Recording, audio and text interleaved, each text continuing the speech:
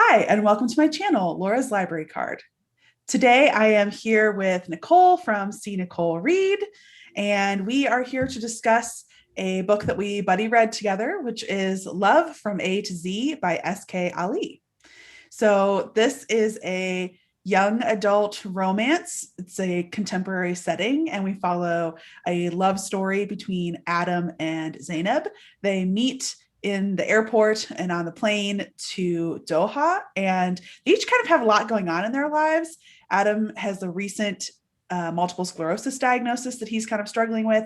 And Zainab is also dealing with Islamophobic issues with her school and microaggressions in her life. And so this story is their romance, how they meet and start to maybe develop feelings for each other.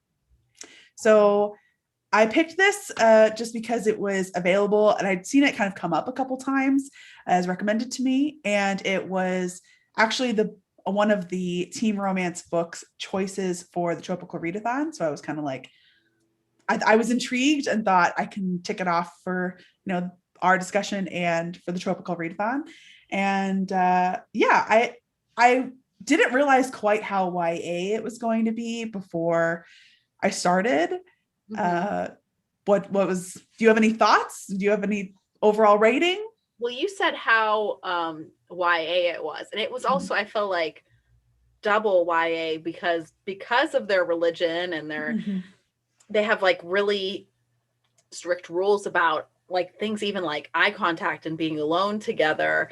And they're not allowed to touch each other at all. So really that made it even more like PG. Yeah. So it was really a clean YA, I'd say. Yeah, I don't super love the like terminology of like a clean romance, but I understand 100%. There's no, if PG is the appropriate rating, there's some sort of peripheral discussions because these are teenagers and they have like friends who are a little bit more than PG, but like there's no both Zainab and Adam are like following the rules. And that was an area that kind of annoyed me a tiny bit. I don't come from a religious background where I was raised to think of desiring another person as like a lustful or sinful feeling. And so it was a little frustrating to me when Zainab was like, she daydreamed that Adam would kiss her. Like that was the entire daydream, was that he would like see her without her headscarf and he would kiss her. And she was like, oh, I have to stop thinking these lustful, sinful thoughts. And I was just like, oh my God, girl, like chill. It's a kiss. And like, I think that there's some religious aspect in there that was sort of complicating those feelings, but it's hard for me to go from like the adult smutty romance that I read and really enjoy to like reading this. And it was like, okay, cool, like it's okay that you thought about kissing him. And that's got to be really really difficult because especially when you're a teenager, your hormones are telling you one thing and you're really struggling and battling that because of your religion, which I mean that you could experience that also in Christianity. So I appreciate that this was a YA characters and therefore that rating was sort of appropriate, but that was not really what I wanted to read. It just wasn't doing it for me. Do you have any comments about that? Like how much like YA are you reading these days? I'm really not reading that much YA. I tend to be like you, where I want a little bit more of an adult romance story instead of a YA romance. So I'm tending to read more adult, less YA. I did at the beginning of the year reread Hunger Games because I hadn't read the newest, The Ballad of Songbirds and Snakes. So I started that and I read all of them. That was probably like the most I've been into YA in a long time. But for me, it wasn't the YA aspect of it that really didn't do it for me. It was, I felt like it was really slow to get anything going. Like I didn't feel like the story was in full swing until like 53% of the way through the book. Exactly. So 53%. Yeah. Well, I remember looking and I was like, oh, things are happening. And it was 53% of the way through. Certainly there were things, happening earlier on. Uh, at the very beginning, she struggles. She's expelled from school because she goes head to head with a teacher who is a racist and an Islamophobe. And, that I liked that aspect a lot, where she was really, she was pushing back at his, his beliefs that were pretty ugly, and she was standing up for herself, and it did cause her to get expelled. But I liked that. Like, that part was exciting, and I was really waiting. I knew it was coming probably at the end of the book for the conclusion for that, how that was going to wrap up. Yeah. So the part where she was traveling and getting to Doha and meeting all these people there and staying with her aunt, that part really sort of drug out for me till 53%.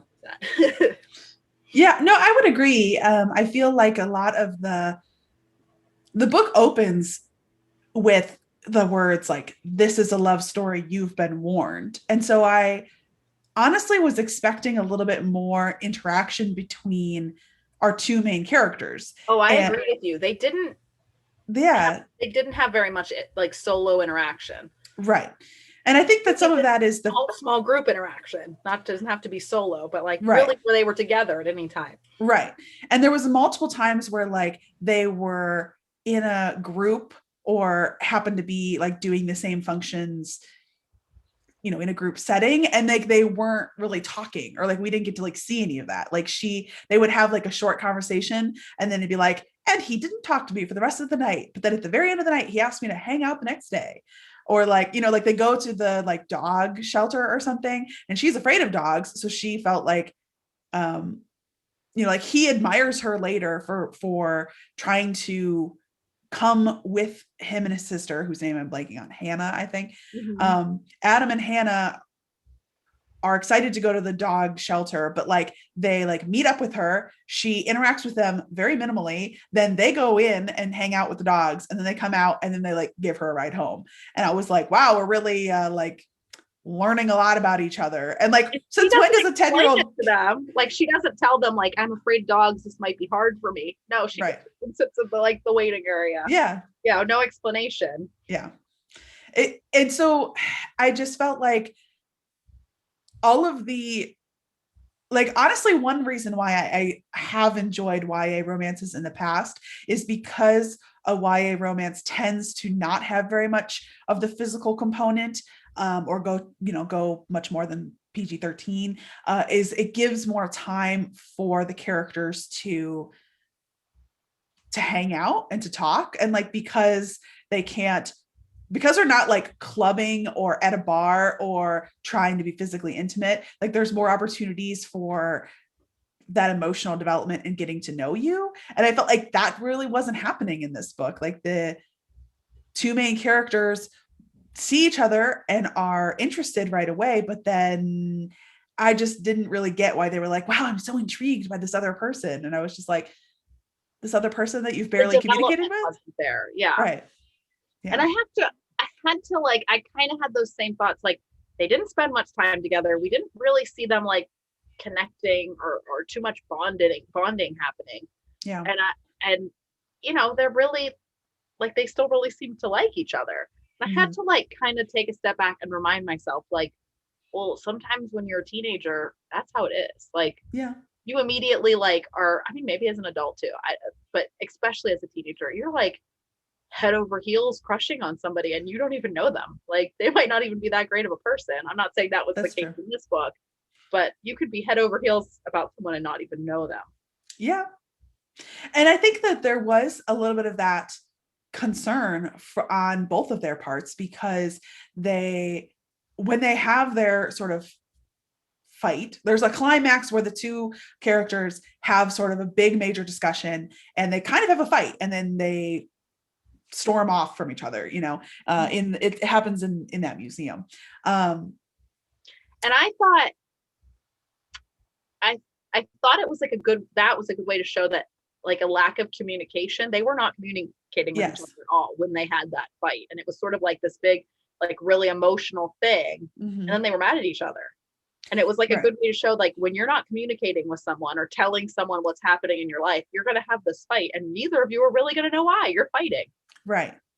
And I thought it was interesting because both of them were like, "Oh, the other one turned out to not be who who I I thought thought that they were. yeah, Yeah. right. And I was like, oh, from the 4 interactions you've had before this moment, like you feel utterly betrayed. I don't know. There was a little bit of that, but like I wanted more between the two of them and felt a little underwhelmed. And like by the time they acknowledged to each other, I don't know, it like 3/4 of the way through, they basically like turn to each other and are like, I'm sorry about our fight, but like I really like you, and like let's try to make this work, essentially. And then, but they can't like declare their feelings for each other, I guess, by like the rules that are put forth that they're both trying to follow.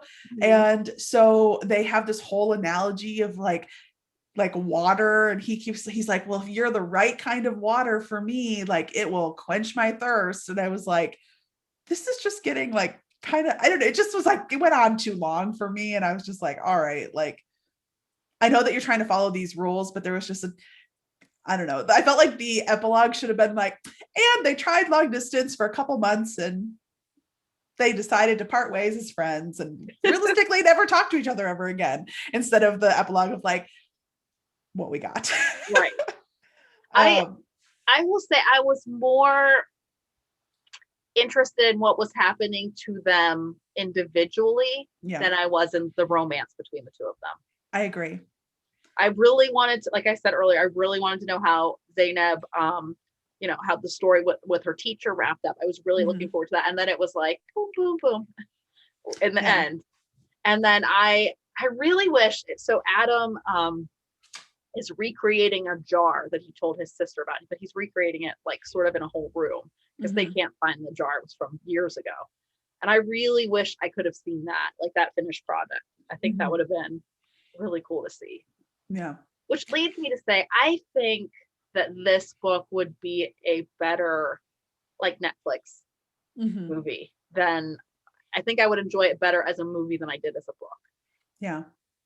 I was thinking like a lot of those kind of like teeny YA movies came out, like The Kissing Booth and To All the Boys I've Loved Before, or I think like this could fit in line with those. Yeah. Yeah, I would agree with that sentiment. I think that this could be a very good adaptation and easily adaptable. There was an element of the sort of structure of the book that we've not mentioned that struck me right away, which is that this book is like portrayed to you, the reader, as a sort of, the author, have collected these journal articles and have put them in narrative form and changed people's names to protect them, but this is the like true love story of these two characters. And so like there's sort of that at the very start, and at the end that's sort of like trying to frame this whole book as like true journal articles. And then during the scene where it is this big fight, the narrator, author / narrator is like, all right, so I got to tell you what happens in this very important like scene between them, but their accounts differ so much that I decided to like give you just the facts and give you, and like it says, and as Zainab wrote later, she interpreted this head tilt as condescending or whatever.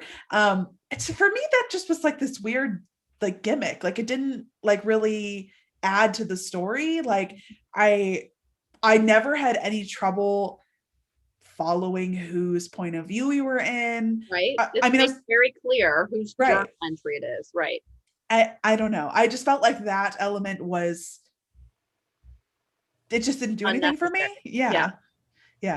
And the other element is also like that both of these characters keep a very specific kind of journal. And it's because they both individually, years previously, had both been inspired by this same piece of writing or piece of writing of philosophy from like sort of like this famous Muslim artist or something, philosopher. And so that's talking about the marvels and oddities of life and belief. And so they both have started like individually, separately, in and of themselves, to keep these marvels and oddities journals where they're recording marvels and oddities that are happening in their day-to-day lives. And that's like this point of similarity that they have between them. And Right. that's one of the things that Adam is drawn to Zainab about, because he happens to catch a glimpse of her notebook in the Right. It's like airport. one of the very first things he notices about her. Right. And so he's like, oh my gosh, there's another person who's a cute girl that I'm interested, like visually interested in, who's keeping a journal titled the same thing as what my journal is. And like, I thought that was cute. And I thought it was interesting to bring in a part of this like culture by bringing in this piece of writing and philosophy, but like also as a structure of the whole book, I could have, it didn't really do that much for me either. I mean, I thought it was okay, but like, I didn't feel one way or the other about it. I don't know. I thought that I should have gone as far enough to look like to Google to see if that was like a real thing. Mm-hmm. If the oddities journal is real. I should have gone that far to Google it, because I thought that was a really cool like journal prompt, I guess, or something to make you really be a little bit more observant of your world going on around you, like things to marvel at and things that are oddities that are happening around you. I actually thought that was really cool. It made me think of a journal I had that was like, it was a question a day for 5 years. So you answered the same question on that day for 5 years in a row. So you had 5 years of your answers to look back on. I thought that was really, it made me think of that a little bit. Yeah. So I like that kind of stuff. Mm-hmm. But I understand what you're saying. For the story, for the sake of the story, I agree with you. I mean, like later on, they both like write that the other person, like as he is recording in his journal, he's like, a marvel is Zainab because da da da. And he's saying like, these are some good things about her. This is what I am interested in. And then later, after they have their fight, he's like, an oddity, Zainab. And he's like frustrated. And so so I thought it was kind of interesting that there were a couple different times where they were both like writing about the same sort of topic or like prompt, but like one would call it a marvel and one would call it an oddity, or kind of vice versa. So, I mean, I felt like it worked a lot better as a literary structure and prompt than these are the journal, these are journal entries that I've compiled for you part. Yes. But like, I don't know. I still felt like, I thought it was very interesting, but like it was a choice and it didn't particularly make things special for me, but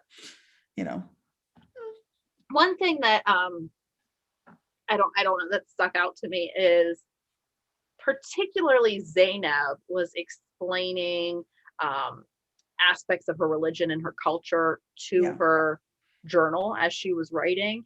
And that felt very much for the sake of us, the reader. Yes. Who maybe doesn't have a strong background or understanding of their faith. Mm-hmm.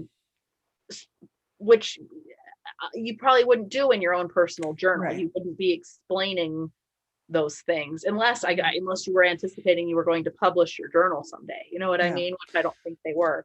So that felt very much for the sake of us. Yeah, that was one of my critiques. Like when I was doing my March wrap up, I talk about this book and I said that I felt that there was a little too often, more especially in Zainab's entries, but kind of throughout the whole book, I felt there was a little bit of this instructional aspect where like Zainab would be like, by the way, here's what Islamophobia is and looks like. And I was like, if this is a journal entry, why do you need to stop and explain this? And I felt like a little bit of that is understandable. We love to see, representation of diversity and, that whether that's culture or religion or ethnicity or whatever. And I felt like the Muslim rep in here was great. And the chronic illness rep was, also awesome.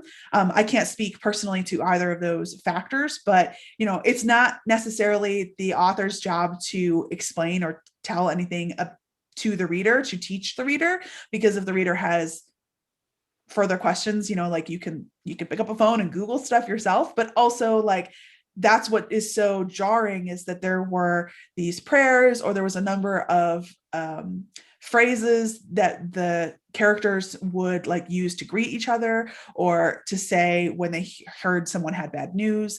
And like none of those were translated. None of those were said, oh, that was a prayer for her grieving, or, he was wishing me goodwill, or, like there was never like further explanation for some of those more specific instances of the religious practices. And so that's what felt more like jarring to me when it was like a pamphlet that was like, let me discuss Islamophobia and like what justice is and why people deserve it. And I was like, why are you writing this in your journal? And like, it did feel a lot for the reader, and that kind of pulled me out of it.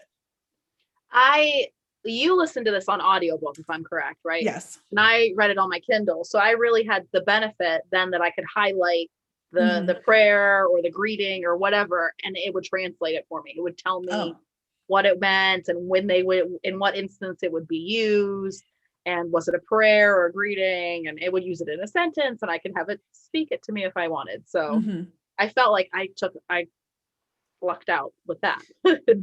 Well, I will say that the narrators did a really nice job. I never felt like there was any stumbling over any of the phrases. I felt like both of the audiobook narrators like never had any pronunciation. It seemed to just flow very easily for me. In the audiobook, was there a male and female narrator? Okay. Yes. And the guy, in my opinion, the male narrator, I thought both narrators did a nice job, but I definitely felt like the male narrator voice sounded far too old. I mean, like Adam came across to me as far too mature and solemn and introspective for an 18-year-old guy, especially one who just got this like terrible news and is trying to figure out how to tell his parents, and also a guy who's like interested in this girl. And so, definitely, but whatever. Seems like an old soul. Yeah. Yeah. And Zainab, on the opposite, I actually liked Adam quite a lot. I kind of was his like kind of Zen approach and positive approach to life was appealing to me. Zainab was more annoying to me. She came across to me personally as younger than her age, and she was like she was right in feeling all of her anger and frustration at the injustices of the world and the Islamophobia and the microaggressions that she was facing. But also she was just like burning bright. She was just this like flame torch of like anger, and she just was like spraying it and burning everyone. And I was like, girl, like, could you like she just was like, I'm angry. And like, it was really frustrating to me that she went to Doha to be like, I can be calm. Like, I'm going to rein it in. And then like at every turn, she's like, well, I'm not reining it in. Gloves are coming off. And I was like, are you making any effort to grow and change? And I did not feel at the end of the book that she had done any growth or change particularly. And that she was still just kind of like angry all the time. And I part of me wishes, like, I know I've already said this, that we'd seen a little bit more of how the situation with her teacher was resolved, what the resolution was there. And I think that would have been a good, like, to show, like, I grew a little bit when I was visiting my aunt, and I really had some time to be introspective and be in prayer and think about all of these things. And then I was able to come home and handle this situation that I was facing at school. Yeah. Based on how much I grew and matured. And it the whole thing only happens over 2 weeks. Right. So I think that would have been a good instance to show that. Yeah. I think that was a major kind of letdown for me. We're starting to veer into spoiler territory, but yeah, basically like during the spring break 2-week time that Zainab is in Doha, she has conversations with Adam and with her aunt in particular, her aunt, what was her name? Aunt Nandy, Auntie Nandy. She really supported Zainab and was like, you and I are similar in that we see the injustice and we want to help people. We want to fight, but she's like, you got to be smart about how you fight, or else, you're going to get more hurt and not make progress. And so I felt like, and then when sorry? It was good advice that her it was. Yeah. But she learned a lot. She was still just sort of like, yeah, that's what I was long-windedly getting to, is that she like learned a lot from her aunt. And then like she and her mom and her aunt had a session together where they all kind of discussed instances of times when all of them were slighted, or, you know, the microaggressions that Zainab had experienced. And Zainab sort of comes clean with her mom. She reveals to her mom like all the hurts she's been feeling, and her mom's like, okay, I understand better where you're coming from and I support you more. But then like Zainab was not the one who was able to carry that through with the teacher thing. Like Right. like the most we heard was that Zainab was like, I found some intel. It was like a comment on a YouTube, which led me to his profile. And then it was like, you were told later, oh yeah, he got his comeuppance or whatever. Yeah. And so it was And just kind of it, and that whole thing, like from the parent perspective, it's like, where were her parents in dealing in this situation with the school? Like, why was no one supporting her or backing her up or saying, okay, as the adult, like there's a whole group of students that are, I don't want to give it too much away, but they're frustrated and sort of like gathering information, like you said, against the teacher in hopes to expose him for what he is. And like, why weren't parents catching on? Because there were other, other students being targeted at her school. Where were all these people's parents? And at one point she does a project and he emails her back a D- and writes something like kind of ugly. I'm like, okay, well, like teachers' things are like all their mail is monitored. Like if she would say to someone, look at his feedback and here's my project, it was not D- work. right. Like I felt like there could have been more support from her teachers, from the administration, or from her parents and from the administration, and it just wasn't there. It's just like, oh, you're expelled, that's all right, suspended, come on, we're sending you. Like, I don't know, that made me mad as a parent. If my kid would have told me I did the work, I felt it was appropriate, I got a D-, I would say, well, like, let me see it. But her parents never were even aware any of that was going on. I mean, I think that the like school librarian was brought in on stuff or something, so that was like one adult figure. But I agree with you, it felt very much like Zainab and her friends were like, this guy's a bad guy and none of the adults see it, like they're too stupid to see it, which is a very like YA thing where it's like the kids, you know, parents are sort of absent, or the parents are like too stupid to realize what's happening, and like it's up to the kids to like solve the problems. I felt like there was a tiny bit of that happening because, like you said, there wasn't really adults stepping in. Right. And there was, to some extent, a tiny bit of, from my perspective, of Zainab like being like, I'm so woke and no one else sees it. Or like she was so like self-righteous sometimes when she was like, yeah, my friends can work on this, but like it's up to me to like prove this. And I was like, why can you not reach out to your friends or other adults? Step back and remember, she was 18, and we've already said we felt she was kind of immature. And to step back there, and that's a totally different personality than either of us were. It's kind of hard to put ourselves in her shoes in that instance, I think. And I don't know, I grew up where we live now, parents are like over the top involved. And after, like, maybe her parents weren't. Maybe her parents were just very trusting of, you're doing your work and doing what you're supposed to be doing, and that's enough. Like, I don't know. But I was like, come on, somebody's got to help her out here. Like, where is everybody? Yeah. The only person who was trying to help her out was Auntie Nandy all the way across the world. So we have discussed a lot. We've discussed, the characters, our main two characters in detail. Was there any other characters you wanted to discuss, whether Hannah or Adam's family or Auntie Nandy, or like the whole friend group that Zainab met and made friends with in Doha? Did you have any comments? I thought the friend group, particularly the group of girls that she became friends with, I think they were all named Emma. They were all named Emma, all three of them. I couldn't keep the three of them straight. Maybe you weren't meant to. I thought they were pretty forgettable. Yeah, no, I agreed. Like I thought to myself, okay, so if I was hanging out with a group of my friends, like from high school, because everyone's either like in high school or just gone off to university, if I was coming home from spring break from my freshman year in uni and hanging out with a bunch of high school friends, and then someone was like, oh yeah, here's my like friend, and they just wanted to like bring this person into the group and they'd be like, let's hang out, let's go see movies, let's go like dune buggy riding or whatever. I'd be like, cool. And then I'd like not, I would be like, I'm doing this with my friends here. So whatever. I felt like all of the interactions that she had with the other kids her age in Doha were like literally just opportunities to get Zainab and Adam together. And then they didn't even like interact. So I just was like, yeah, it wasn't even beneficial in the end. Yeah. But I kind of felt more on Adam's side. He had one friend whose name I don't remember. I should have written it down. I do better when I take notes. That he says like he wasn't really that close with, and like he didn't feel like there was this big connection there. Do you know what I'm talking about? Was his name Connor? No.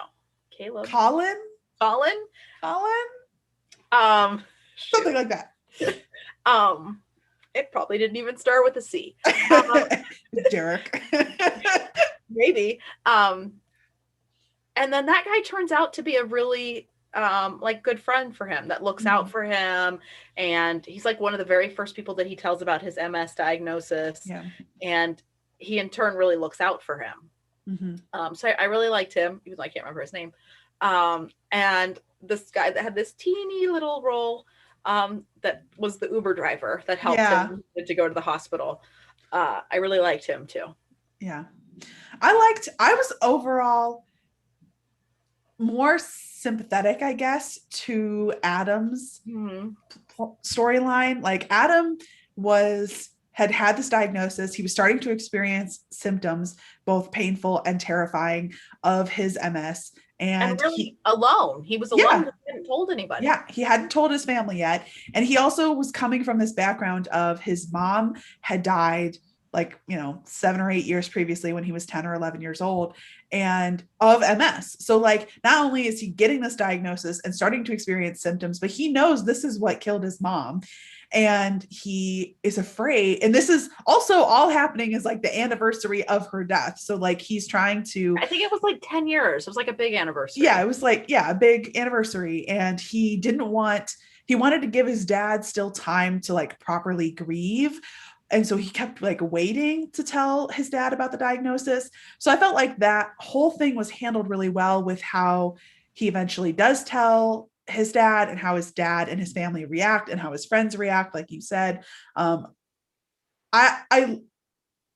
really enjoyed that plot line and felt it was easier for me to like sympathize with the sadness and terror that Adam was going through than it was for like the like righteous and injusticeness problems that like Zainab was. I don't know. Did you feel like you liked one of their characters better or identified more with their plotlines? I will say I think I liked Adam more. He was probably my more favorable character to me. But I did really like enjoy reading when Zainab was, facing these these instances of racism or phobia. There was a man in the pool at several times that was like borderline. He was starting to harass her at the pool, saying her swimwear wasn't appropriate because she covered her body while she was swimming, and a couple times he went to like the front desk guy and complained about it and said it was inappropriate and he didn't like her being there, and I felt like she in the end she learned from Auntie Nandy and handled that situation very well in the end. She had to learn the first time she didn't handle it well, and as he continued, but she had some guidance and I think she handled that very well. But I would have, and then she was also facing this back at home with her teacher. I liked those when she had to face those things and learn how to handle them and put people in their place. I did like that aspect of Zainab very much. But you're right, she was still hot-headed, very like hot-headed. Yeah. About that. But was there anything further about the plot that you wanted to say? No. Okay. I think I was like coming up that like her parents were handling a bigger issue. I don't want to say what it was. But I just felt like like her auntie was like took over to be sort of this parental figure in this time. But overall I was like really surprised how like uninvolved the parents were in their kids' lives. Like, yeah. I don't have kids that old. I don't have kids that are seniors in high school or off in university, so I don't know how involved I'll be, but it felt like they were all very like, oh, you're like old enough now. You can handle it. You're old enough to go by yourself early across the world to your aunt. Yeah, I had actually totally forgotten about that other sort of subplot with her parents. Right. It almost feels like this book had too much going on. Like it kind of, her parents are going through stuff. She's dealing with some grief that's a little bit more recent than Adam's grief. Adam is going through grief like over the anniversary of the loss of his mom, but also like dealing with changing life, both in diagnosis and like he has decided to leave university. I don't feel like that's a very big spoiler.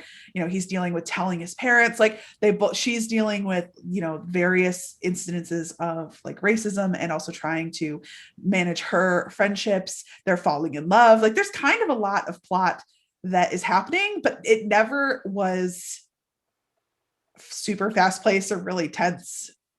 Yeah, but I kind of feel like that's how life is. Like, yeah, life keeps going, even though you're dealing with grief and death and adult situations and falling in love and keeping your grades up and deciding to drop out of school and being sick. And like, I feel like that's, at least that's how my life is. It's like, hurry, we got to keep up, hurry. And you're never keeping up. And the next thing just keeps happening. Yeah, I just meant that as a literary structure, I felt like there was almost too much plot that didn't have enough weight to. That's why we said we didn't feel like it was a very good romance, is because there was so much other plot happening that like the romance couldn't. The romance felt very subplot to me. Like all the other things going on seemed to overshadow their developing feelings for each other. Yeah, I would agree. This is more of a YA contemporary story than a YA romance. I agree. So yeah. I think we've talked a lot about the various themes. We've talked about kind of dealing with injustices of the world, dealing with racists and the jerks of the world. But we've also, and we've kind of talked about the role that family plays. But did you, other than her parents, did you feel like Auntie Nandy was more significant of a role? Or how do you think about family as a theme for this book? Well, I felt, at least in the 2 weeks that we got to see them, that Auntie Nandy really stepped up to be like the mother figure and really give her this advice that maybe her mother wasn't capable of giving her or was too preoccupied to give her. I don't know about, like you said, like if you're not careful about what makes you mad and how you react to it, like you're going to get beat down. Like it's going to be too much. She was really like the only like adult figure in the book, really, that had any sort of valid interaction with, because she also was close with Adam. She was Adam's mother's best friend. So she also knew Adam, and he went to her like a parent figure also. Yeah. But she was still also very like, go do your own thing. Like go get what you want to eat. I'm not cooking. Go shopping if you want to go shopping. Go to the gym. There's a gym complex here. Go to the gym. She was still very like, she gave really good advice, but she was still very hands off. Yeah. Two things. My mind went two places. One is just a quick comment that I'm going to make as a comment, and then I don't think we need to really discuss. I felt that multiple times throughout this book, money was not an issue for any of the characters involved. Like they could totally afford to just be like, all right, Zainab, we'll just change your airfare and you can go to, Qatar for an extra week. No big deal. And like they both described living in these very fancy Zainab's aunt lives in this really fancy modern like apartment and complex, and she can Uber anywhere, and she like never cooks, brings all of her food in. Like Zainab just like went and bought tons of souvenirs, and she described at one point like buying a whole nother set of luggage to be able to, or bought a whole nother suitcase to afford to be able to take all of her souvenirs home and stuff. And I Well, was like, we knew Auntie Nandy was a teacher. And right. we know that Adam's father is sort of like, I guess, the equivalent of like the principal. I don't think they called him that, but he was like the head. He like ran the school, the international student school. Right. So I can understand maybe they have a fair amount of money, Mm-hmm. but Auntie Nandy having like all this money, and we don't really address what, I don't Zainab's think we parents did do. what her parents did. But you're I right. don't It did recall. seem like it was like, Money was never an issue for anybody. They just right. got. So anyway, that was my one comment. Going back to Auntie Nandy and the family themes,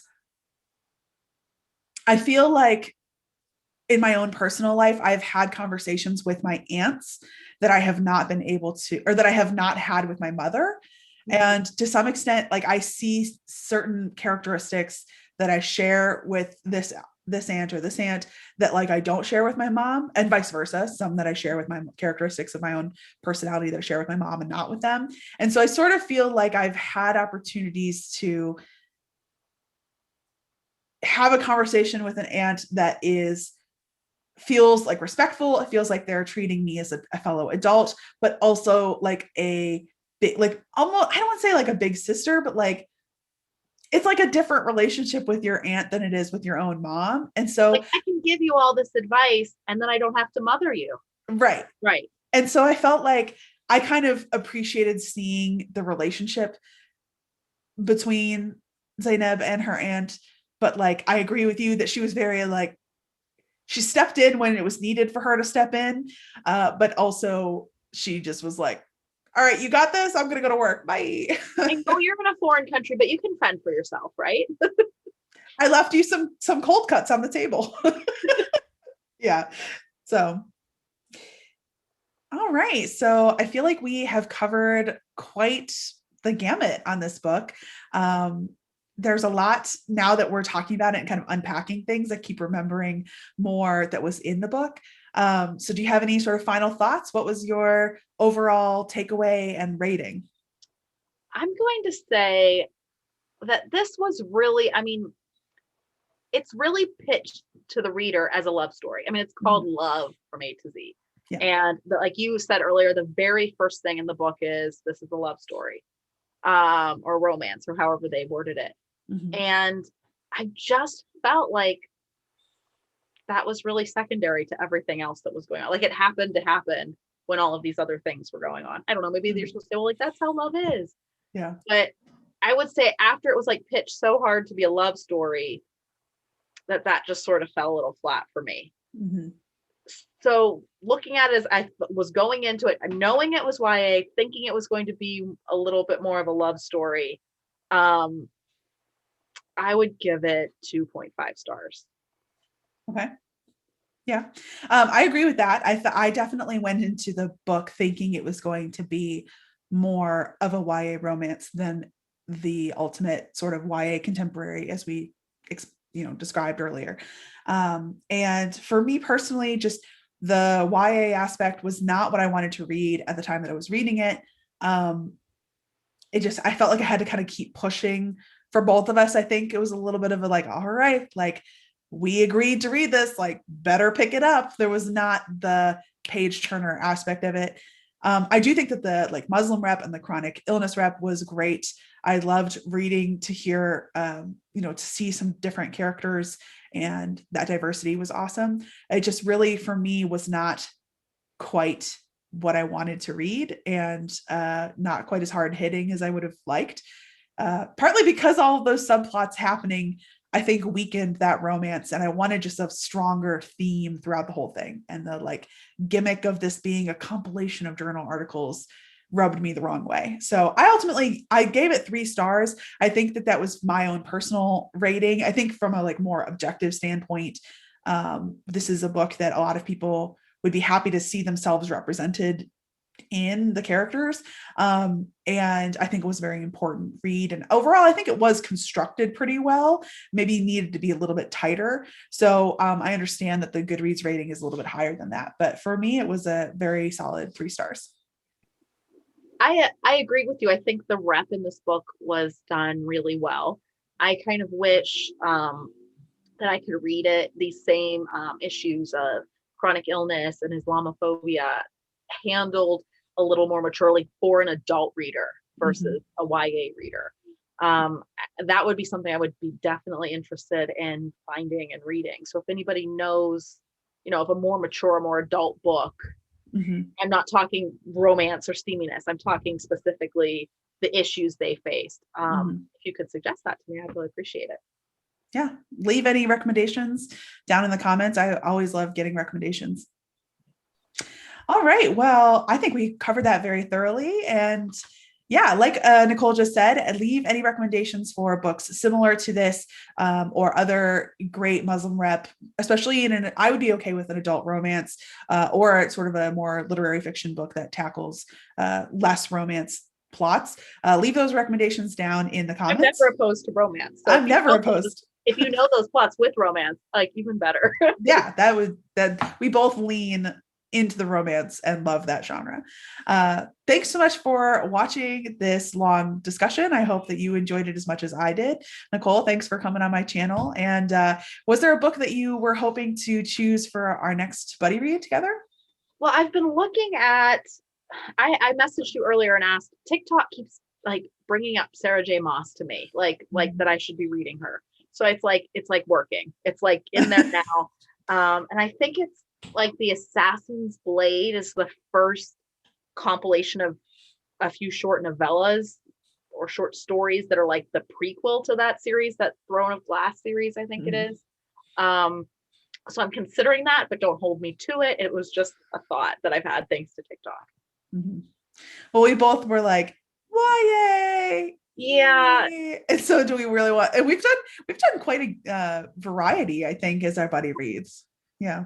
But you're right. This was a YA. Maybe I should lean into something else. I have some things that specifically my mom's at the dance studio suggested to me that are romance. So maybe maybe I'll look at that. Let's do something more adult this time. Okay. Well, then it will be a surprise, dear viewer, what we pick for next time. Thanks so much for watching, and don't forget to check out Nicole over at her channel, See Nicole Read, and thanks for sticking around with us. Thanks. Bye. Bye.